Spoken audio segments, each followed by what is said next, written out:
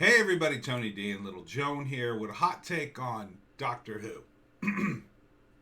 Now, like a lot of things in science fiction and comics and all that genre stuff, I was hardcore into Doctor Who. I was watching it in the Tom Baker days, John Pertwee, all the reruns that they would run on PBS when PBS would run BBC in the United States. Later, they got their own channel here. Um, it was a great show, and the thing that was great about it wasn't the special effects or, was the writing. It was the clever way they would try to use what little they had in order to make a show. Sorry, I'm just so dry today. It was a lot like Star Trek in the old days. Star Trek didn't have much of a budget. Now they had a bigger budget probably than the BBC Doctor Who, but they still had to limit where they could shoot. That's why they did, a Western episode and a Nazi episode, is because they had the access to Universal Studios, and that was an easy place for them to shoot. The gangster episode, that was all in the Universal lot. And it's funny to watch it now. If you've ever been on the tour and seen the lot, you recognize all the buildings and you go, oh my God, this is where they've shot like a million things, including old Star Trek. But this is just nonsense. Current Doctor Who. It was bad enough they tried to, jazz it up like with handsome people and David Tennant, It was still a good show, but they were kind of trying to make it mainstream. It's not mainstream. Making Doctor Who and geek stuff mainstream is, well, it ruins it, because it was its obscurity, its niche audience that made it special. When you try to broaden the appeal, you lose that. So what the hell are you doing? You might as well just do a wacky soap opera between, a hot young couple and do that. You'll get the same damn audience. But what's happened over the years, and I talked about this in a previous video way back, is we've seen the atomization of audiences. So back in the day when you only had a few channels, you only had a few movie companies, you could build up a following. You could launch a TV show and everybody would watch it because there were only 3 major networks and wasn't a lot of choices. So if something was halfway decent, you would go to work and talk about TV or what you did over the weekend. Oh, I watched so-and-so. Yeah, I watched it too. What do you think? And blah, blah, blah. That doesn't happen anymore, because now you go to work and you say, oh, what'd you do this weekend? Well, I watched this. Oh, I never heard of that. Oh, I watched it on Hulu, and I binge watched the whole thing, and it was this TV series from 2 years ago that nobody ever watched. That's the kind of thing that happens now. So you have all the disparate atomized audiences and even more companies vying for their eyeballs.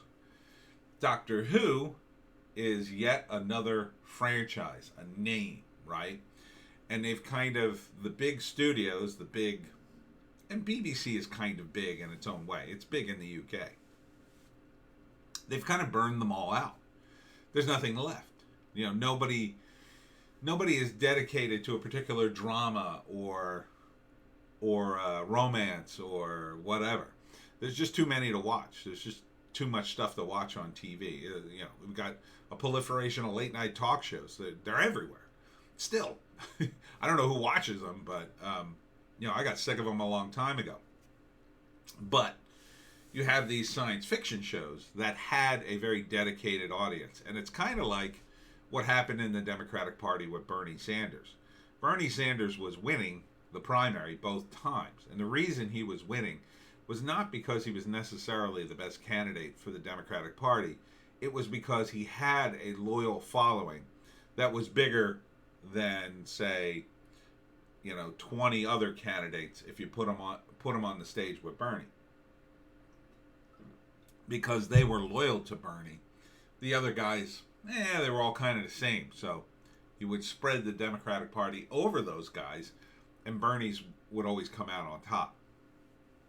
It's a similar thing with something like Doctor Who.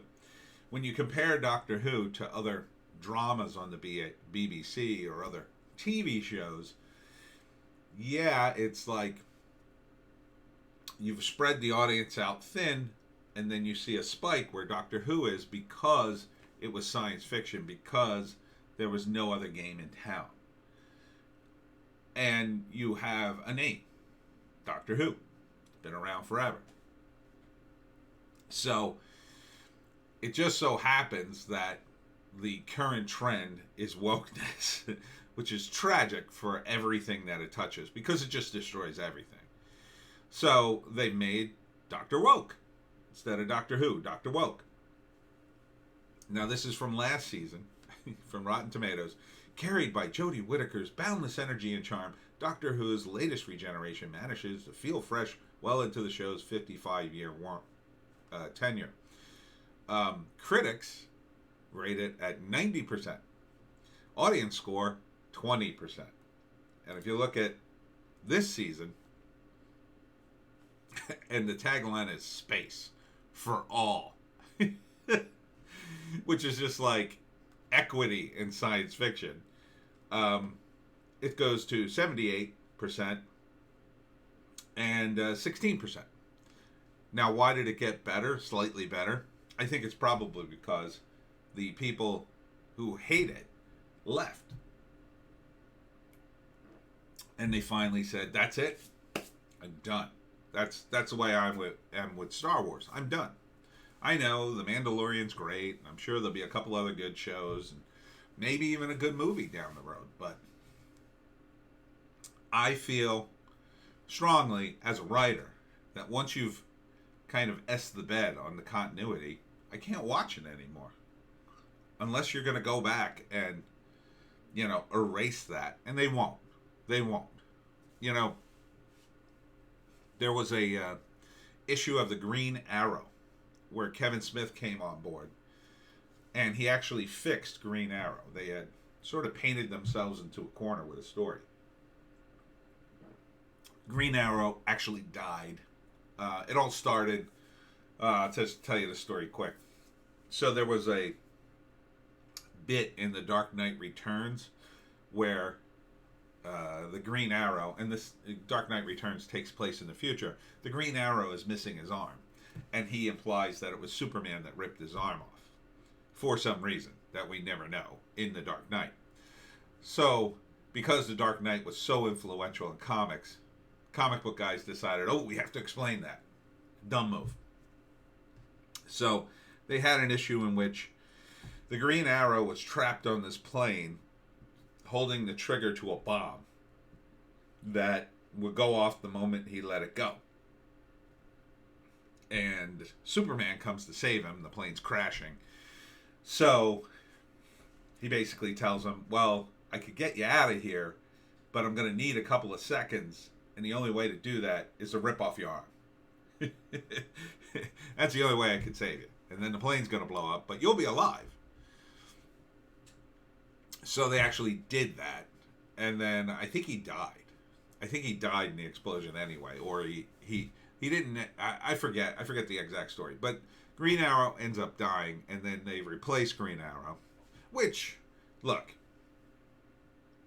I think it's dumb to kill off comic book characters, especially ones that are popular. But if you're going to do it, do it. But nobody ever stays dead in comics. And Kevin Smith was eventually brought on board, and he wrote this ridiculously convoluted story of how Green Arrow comes back to life. And, it wasn't a great story in my view, but it at least fixed the problem.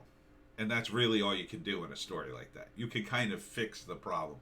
He basically negated some of the stuff that had gone before, just got back in Green Arrow back to where he was, and then from then on, you could just keep driving the car and never look back. Never look back at that wreck you left behind. Um, the same thing could probably be done with Doctor Who or Star Wars, and they would fix it essentially because they would get back to status quo and then move on from there, and never talk about the seasons with Jodie Whittaker ever again. That's eventually probably what's going to happen. Either the show will be canceled for a while and then brought back a few years later with a more standard Doctor, perhaps even a total relaunch with like a first Doctor, but either way, these will be the most forgettable Doctor Who seasons because they are forgettable, because they're all about being woke, and no one cares about that. That's what the trendy studio people think that everybody wants, because it's really more about the egos of the people in the studio than it is about any of the talent. I mean, I'm sure, given the right script, Jodie Whittaker in the cast would be great. You could explain Doctor Who changing sexes, and it would be fine. But they're not going to do that. What's probably going to happen is the people who signed on for this woke Titanic will continue to ride it until it sinks, until they make as much money as possible, and then they'll be let go. New studio people will come in, and eventually there'll be a new trend. Wokeness will be out. Wokeness will die. Can't wait, but it will die. And when it dies, something new will replace it. Usually it'll be something, and this is why independent stuff will always thrive. Somebody will do something that's independent, either like Doctor Who or in a genre fiction thing, that'll be so insanely popular, everybody will want to copy it. Because there's just too many fans. It's just, fans will start flocking to it, and people will go, holy crap, what is this?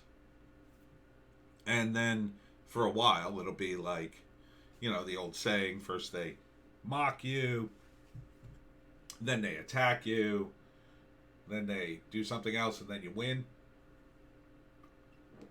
That's what's going to happen. Somebody else will come up with something that's so damn popular, that's not woke at all, probably anti-woke, and people will just flock to it. They'll just flock to it like thirsty people wanting water. Because it's kind of like that, So, my advice is just don't watch it. Just don't watch it. Don't give these people your money. They're not interested in servicing you as a fan anymore. They're just interested. They take you for granted, Doctor Who fans. They want other people. They want all these woke people that they think exist, but don't. They just don't exist. Most people who, it's the same thing with comics I talked about the other day. The woke don't watch. They don't read. They don't watch. They're not interested in that. What they're interested in is going on Twitter and saying, this is great. I support this. Or they'll just lie and say they watch it. Because being woke is ultimately about them and their image. It's not about actually doing anything. They don't have to watch this to be woke. They just have to support it. Space for all. Yeah. Oh, Dr. Woman. Doctor Who, a woman. It's about time. They just say that kind of crap. They don't have to watch it. So, don't help these people. Cripple them. Figuratively. Stop watching immediately. Don't buy anything. Don't talk about it. Ignore it. That's the worst thing that could happen to a TV show, is that they just lose their audience. Look at Fox. Fox is going down the tubes. And what's happening? They're in a panic. They're in an absolute panic, begging people to come back.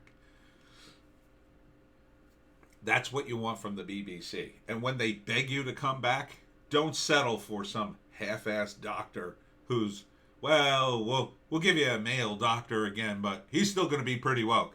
No, no, no, no, no, no, no. Make them pay. Don't come back. Don't come back at all. Make them cancel the show. Make them cancel Doctor Who, and everybody at the BBC be fired in shame. And then, when they completely scrub themselves of wokeness, then you go back.